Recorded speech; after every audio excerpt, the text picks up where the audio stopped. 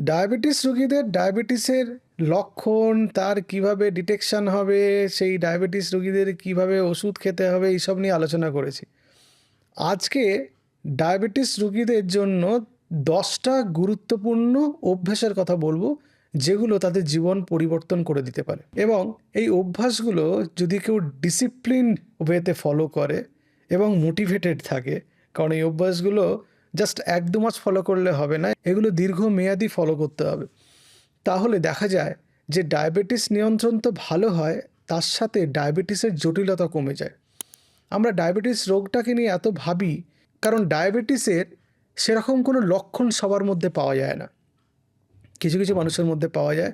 কিন্তু ডায়াবেটিসের লক্ষণগুলো তখন খুব বেশি প্রকাশ পায় যদি তার কোনো জটিলতা তৈরি হয়। এই অভ্যেসগুলো যদি নিয়মিত আপনারা ফলো করেন, তাহলে ডায়াবেটিসের জটিলতা কমে যাবে এবং অনেক দিন অবধি ভালো থাকতে পারবেন। কী সেই লক্ষণগুলো? তার মধ্যে প্রথম খুব ইম্পর্ট্যান্ট হচ্ছে রেগুলার সুগার মনিটর করা। শুধু ফাস্টিং পিপি সুগার না, কিন্তু তার সাথে কখনো কখনো HbA1cও মনিটর করে দেখতে হবে। ইনিশিয়ালি যদি সম্ভব হয় আর্থিকভাবে, তাহলে মাসে একটা করে HbA1c টেস্ট করা, এবং সেটা যখন স্টেবল হয়ে যাবে 3 মাস পর পরে চেক করা। যখন সেটাও স্টেবল থাকবে, 6 মাসে অন্তত পক্ষে একবার HbA1c চেক করে দেখতে হবে যে আপনার HbA1c বা গ্লাইকোসাইলেটেড হিমোগ্লোবিন কেমন আছে।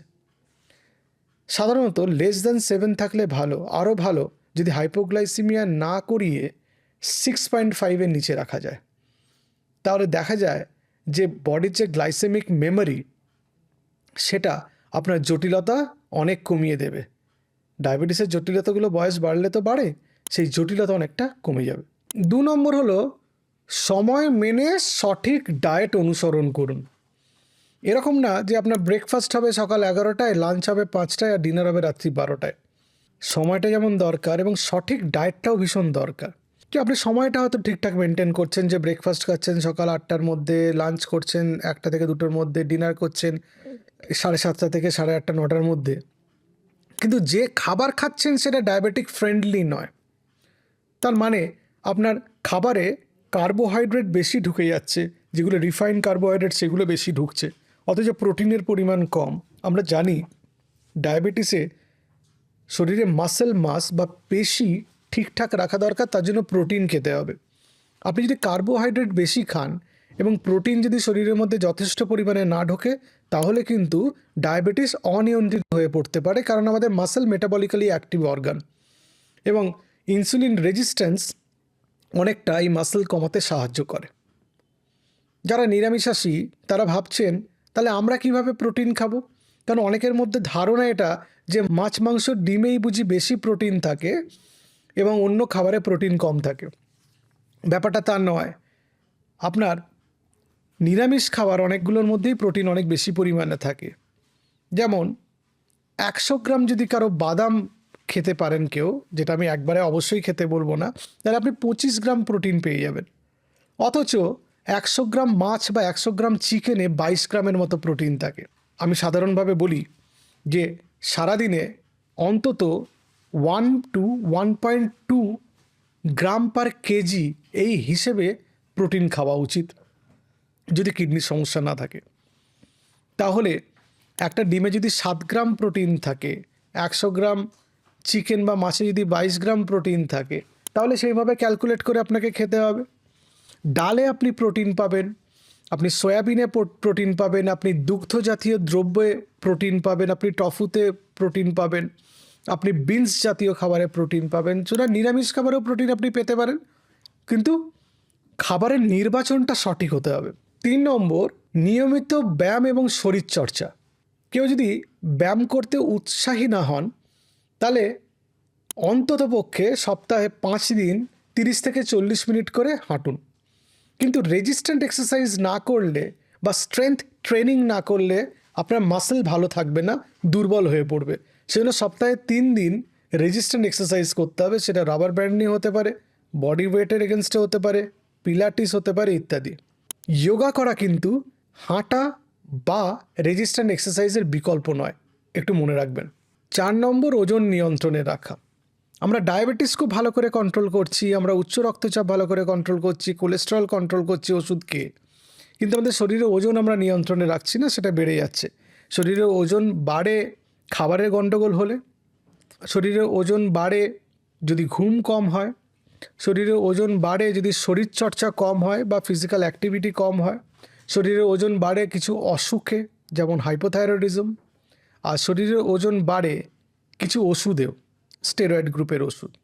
সুতরাং কী কারণে ওজন বাড়ছে সেটা আগে যদি আপনারা জেনে ফেলতে পারেন তাহলে ওজন কমানো সোজা হয় এবং ওজন নিয়ন্ত্রণে রাখা ডায়াবেটিস নিয়ন্ত্রণের একটা গুরুত্বপূর্ণ অঙ্গ।